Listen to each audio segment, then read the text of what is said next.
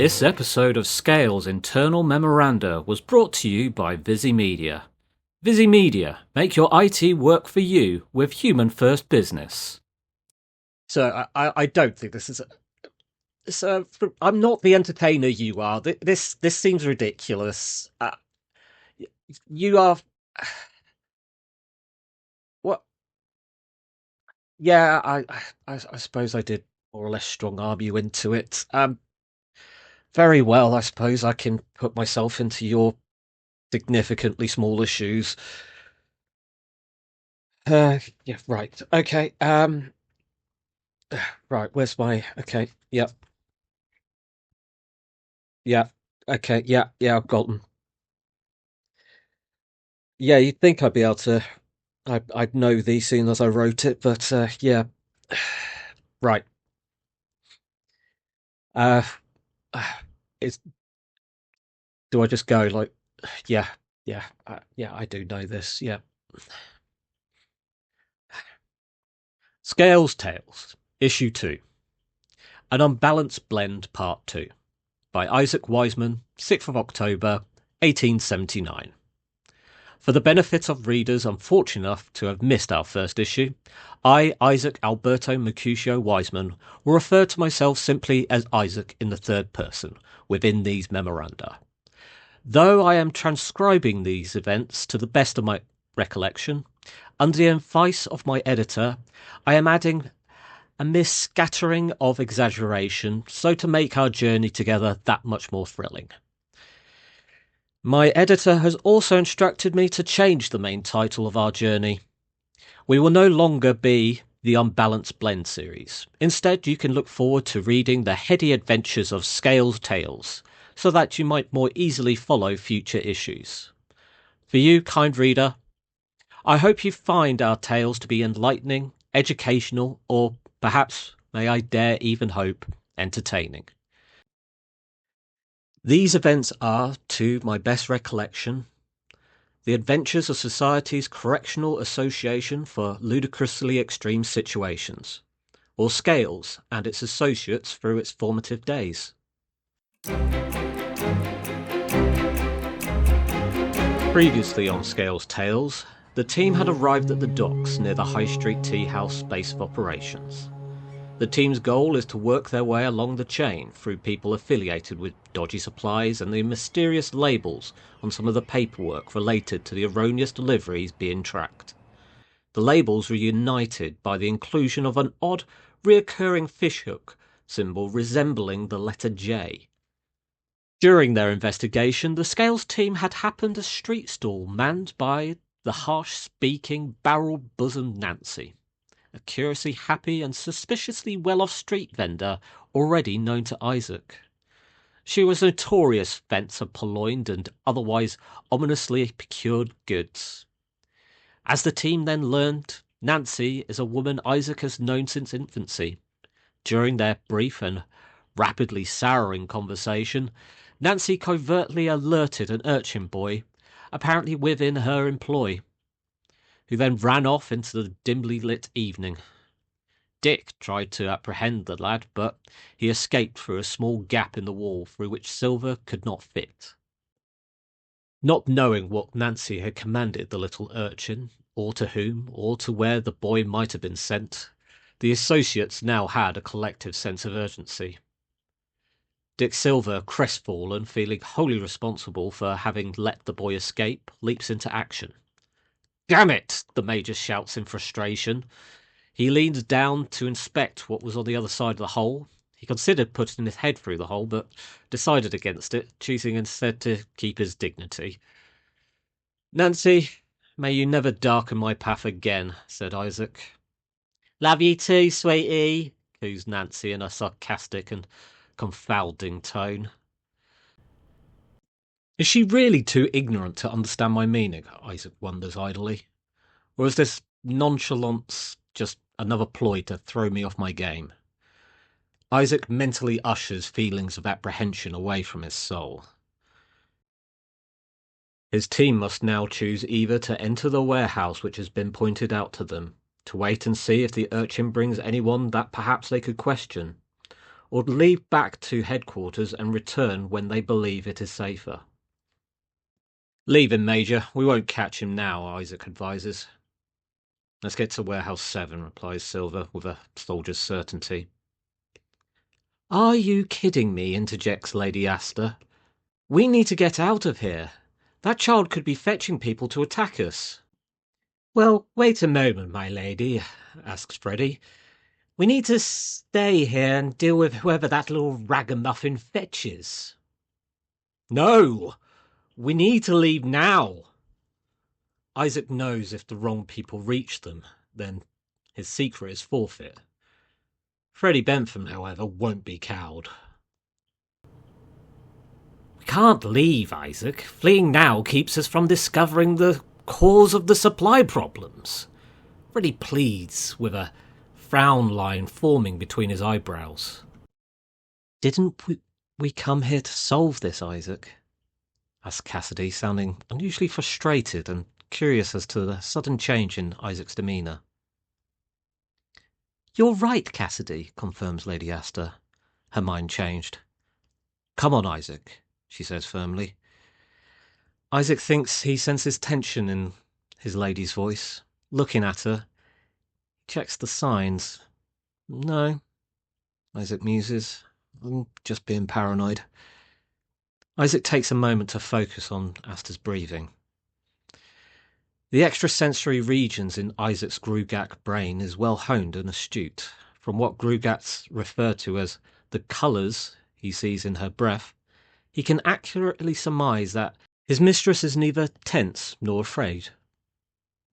What his Grugak brain can detect, though, visible in the air Lady Asta breathes, is deep comradely concern and almost overwhelming compassion.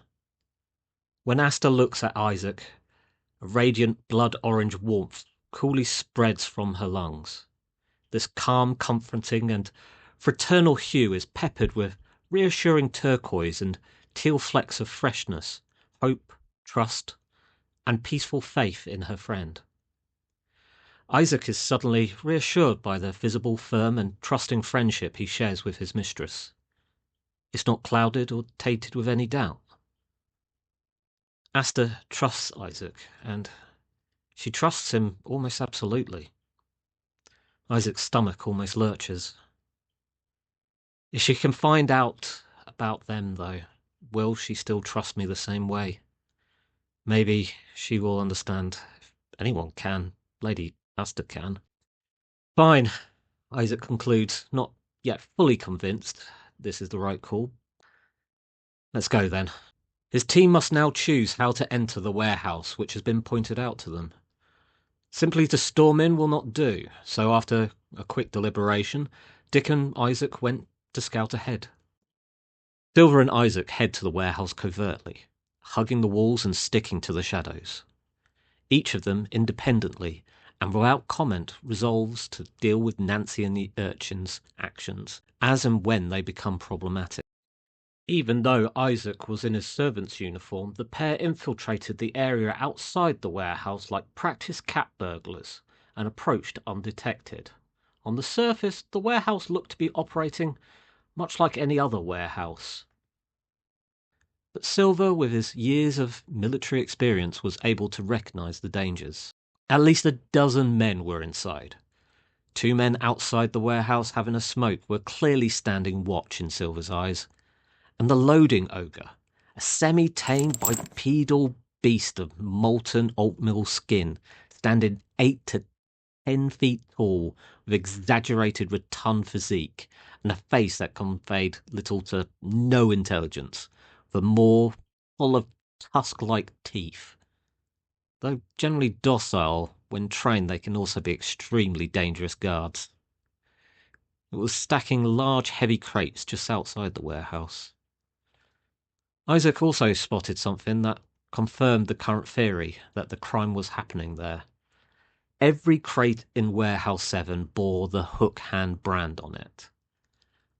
A front-on assault would be foolish, so Isaac slipped away back to the other 3 to discuss other possible approaches, while Dick stayed to see if anything could happen in the interim. Before Isaac left, Dick told him, if you need the person in front of you shot, run your finger across the rim of your hat and consider it done. Slightly perplexed, Maestro Bentani, Miss Cassidy London, and Lady Adelaide Astor see Isaac returning for a brief moment, worrying that something had gone wrong. But Isaac's calm expression put a stop to that. He did unfortunately come bearing some bad news. There would be little to no way they could get in unnoticed, and if they were to be seen and perceived as hostile, then there was a high chance of it being quite fatal for them. The team had already sneaked, bluffed, bribed, manipulated, and intimidated their way around these docks. Now, as violence was out of the question, the maestro believed a bit of acting would be needed this time. But what would they use as a cover? They would need a name that was known in the underworld. Though it pained Isaac to admit it, he knew one. His own parents would take in street urchins and have them do their hustles for them, and once the kids were old and big enough, they would then work as the wise man's muscle. They were known as Toilets Kids. While part of Isaac wanted to tell Lady Astor about this sooner or later, a bigger part of him would have rather no one ever needed to know. This due to him being fired over a dozen times once his employers found out his father is Toilet Wiseman.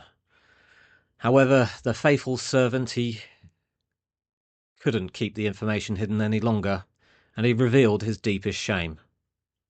"Fantastic!" the maestro exclaimed. "I had no idea you were such a ruffian." The all-too-familiar shame and anger welled up inside Isaac, but was washed away with icy cold emotion of dread as he looked at Lady Astor. The lady said, "I can't believe you didn't tell me about this. You have been at my side for a month. You carried my makeup, for crying out loud." Isaac, now believing to be fired once again, could only say, "I'm sorry, my lady," and said some other things in what he hoped might have helped him keep his position, but he didn't know what he said because he couldn't hear his own voice over the whistling in his ears over the stress of the situation. He waited to hear her say what had been said so many times in his life.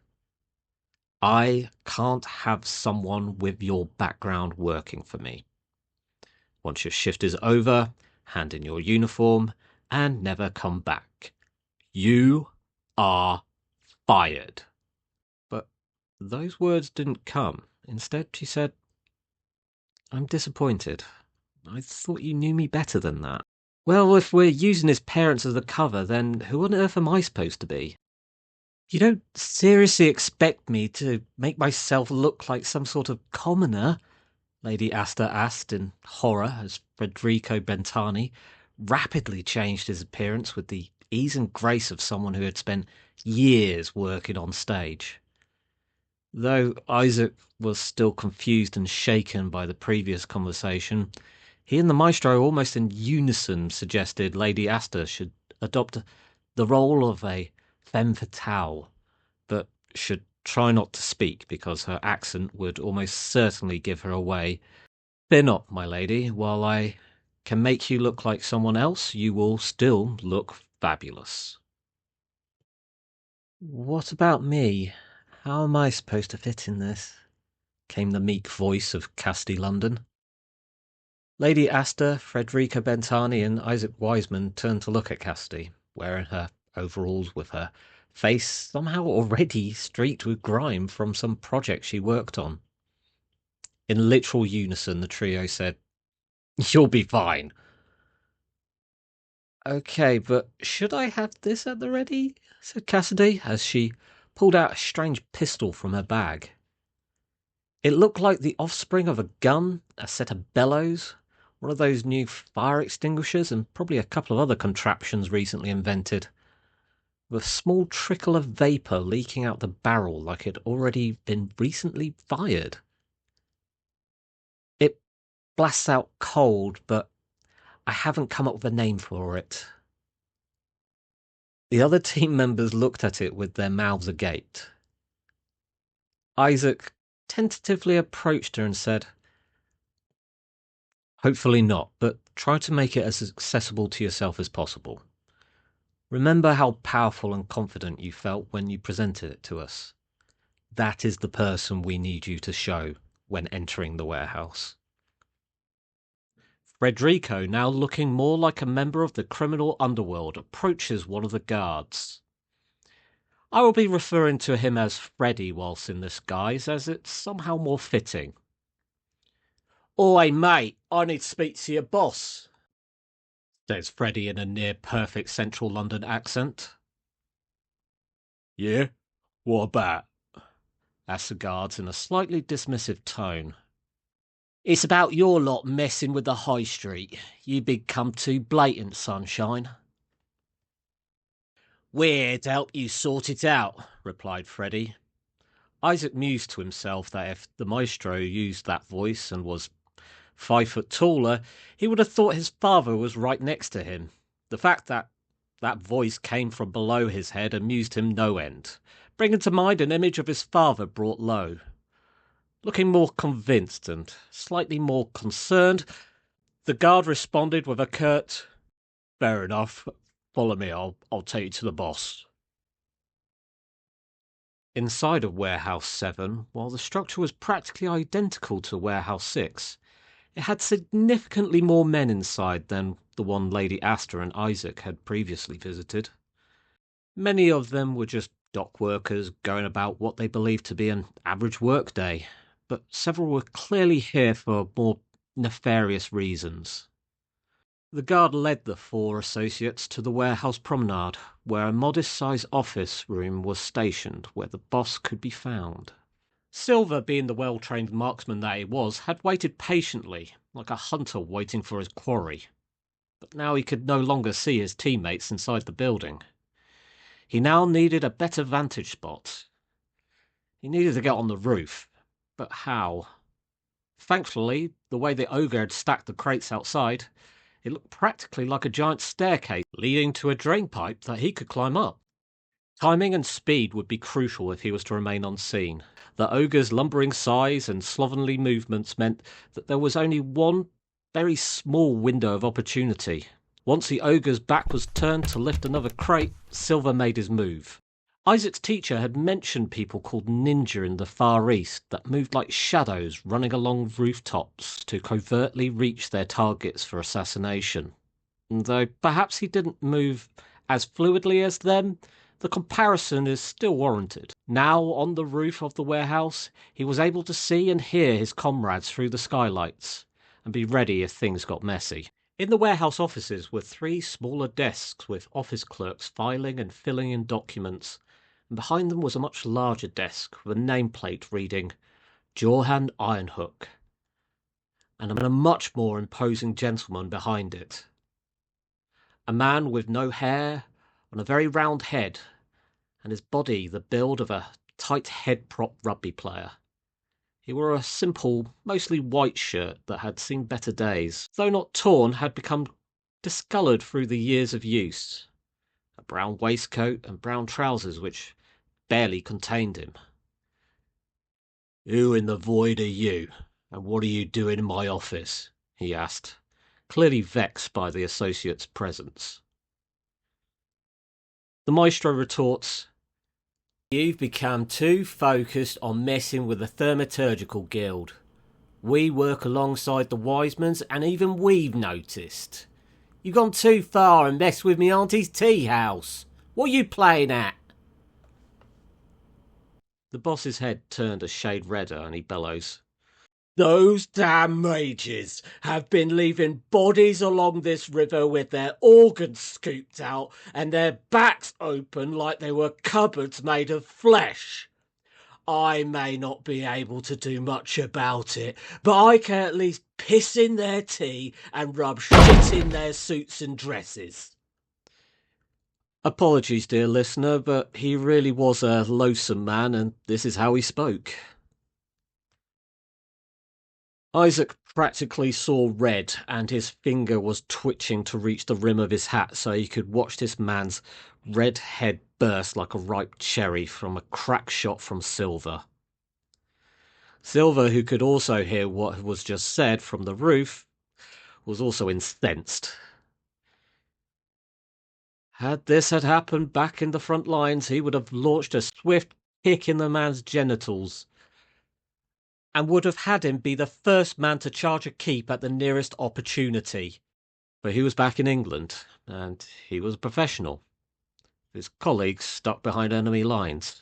Einhook, may your ogre get too hungry and feast on your worthless body, and leave your remains with the rest of the muck that lines the great river. While your motivations were just, your actions remain indefensible. Lady Asta could clearly see how enraged Isaac was, and put a hand on his arm, which calmed him, and reminded him that hasty action would only put her life in serious jeopardy. He buried the venomous thoughts down, and chose to scan the office to see if he could spot something that could be the cipher to the ledger, if only to distract himself. It wasn't hard to find. On one of the clerk's desks was a slip of paper reading A equals B, B equals C, and so on. Isaac had to stifle a laugh. It was so simple. Only a single increment cipher. It was so ridiculously easy. It was comical. And because of that, he hadn't even considered it earlier. Then, like a flash, his mind had understood part of the ledger to read T. Wise. T. Wise? Could that be Toilet Wiseman? Jorah clearly knew of Isaac's parents, but didn't recognise him. Through a fortunate twist of fate, I don't resemble my parents very much at all. With Nancy also seeming to be involved, it looked likely. Freddie kept his composure like the very idea that he had probably already drunk this man's urine hadn't crossed his mind, and said, "So you don't actually know if it was them that even did the killings? All this risk of business, and all you're doing is upsetting my auntie. I tell you what, why don't you stop all this nonsense? Deliver any unspoilt goods that you should have already given to my aunt and Mr. Halverson, and us lot will properly look into this and put a stop to it. How does that sound?" Einhook looked closely at the associates and said, "What makes you think you'll be able to do that?" With a coy grin, Freddie says, "We figured out what a brilliant man like yourself was up to. I'm sure we can figure this out as well."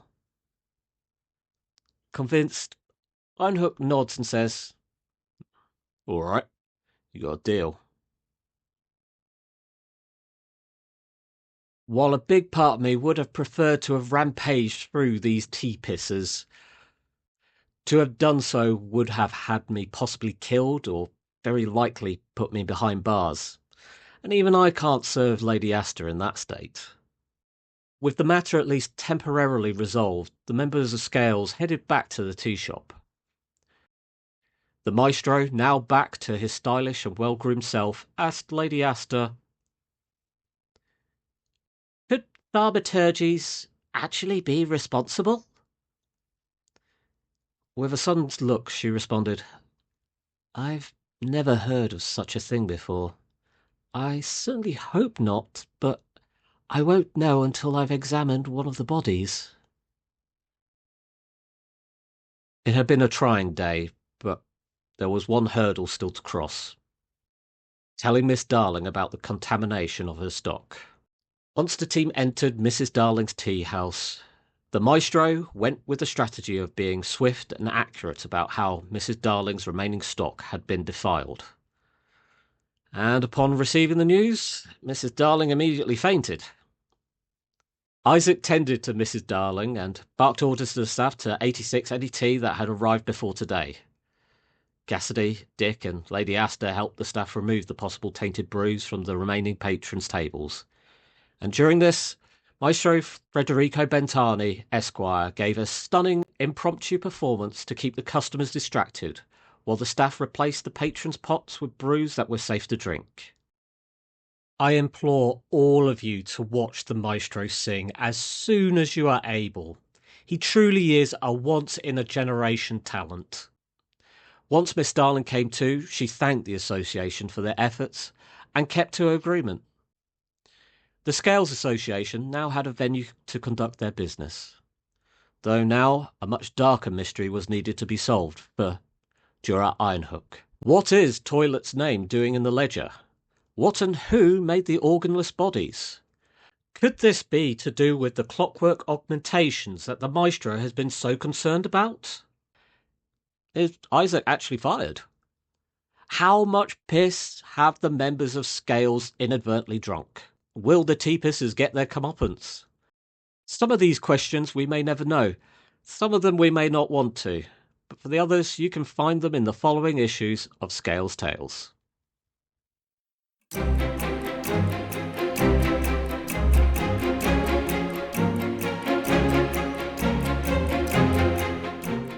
That was an episode of Scales Internal Memoranda. If you like what you saw and wish to see more, please press the like and subscribe button. Also, thank you Visi Media for providing the skills and tools needed for the making of this show.